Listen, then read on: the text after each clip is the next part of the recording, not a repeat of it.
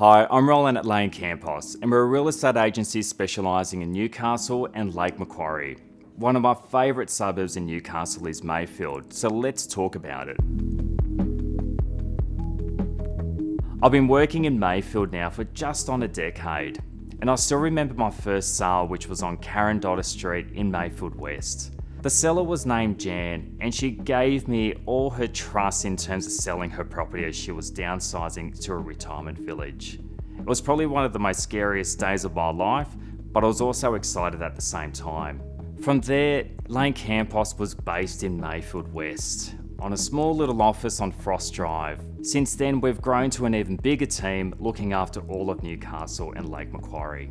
People love Mayfield for its community feel, but there's also amazing services, including great shopping, cafes, fantastic daycare options for families, really good schools, but also the numerous amount of parks that are dotted throughout the suburb as well. We're also close to everything when it comes to Mayfield. We're close to the beaches and the city centre, we're close to the Hunter Valley and also the airport. So it's the perfect location for people that are looking for a central place in Newcastle to be able to get to everything, but also escape the buzz from the city and have a quieter life as well. The great thing that you will find is that Mayfield is steeped in character and history. Personally, I love the old cottage homes, but also love the big mansions that you find up on the hill along Bull Street and Crebit Street. There's something romantic about Mayfield, which a lot of people that live in Mayfield get to understand once they've moved in there. Right now, what I'm seeing as of May 2025 is that it's a very even market right now. So it's neither a seller or a buyer's market, which is making prices fairly predictable. What we're finding at the moment is that prices in Mayfield are heavily influenced by location, street, the size of the block of land, and also the level of renovation as well. Right now, I would probably say that there are two price brackets for Mayfield. There's up to 1 million and then the 1 million plus. We're finding that the activity in this sub 1 million is very active and there's lots of buyers attending open homes in that segment.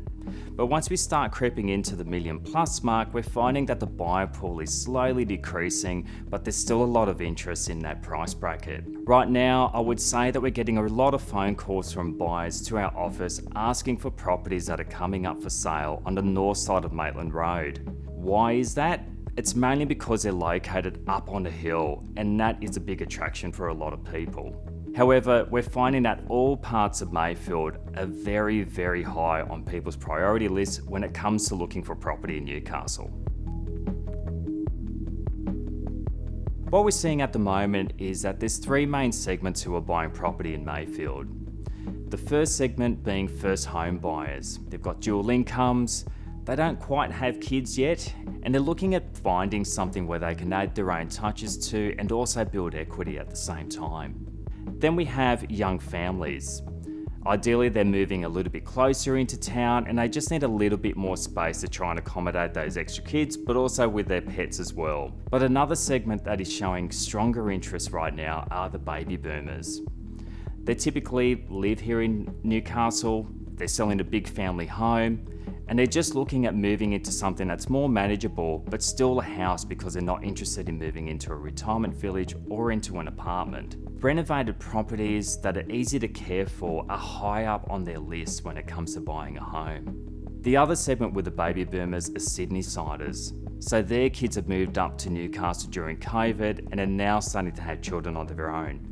So ideally, they're looking at moving closer to their grandkids. There's a few factors that influence whether or not you go onto the market now or at a later time. One thing that we won't do is encourage you to just wait till spring to get your property on the market. Your particular circumstances are going to influence when the right time is to launch your property for sale. A few factors like what your expectations are from the sale, how you need to get the property ready, what the market is doing at that point in time, and also what your expectations are from us as your agent are going to determine when the timing is going to be right for your launch. Some possible scenarios on what is influencing your decision to sell could be that you've made a decision to downsize and move into a retirement village. It could be that your kids are starting school soon and you need to move into a different school zone. Another situation may be that you've found the right house by accidentally going to that open home and you fall in love with it. So your circumstance will definitely influence in terms of what the next steps are. And that's what we're here for, is to give you guidance, knowledge, and good information in terms of how to take that next step. If you need any further information about selling or buying, simply give us a call and we'll be there to help out.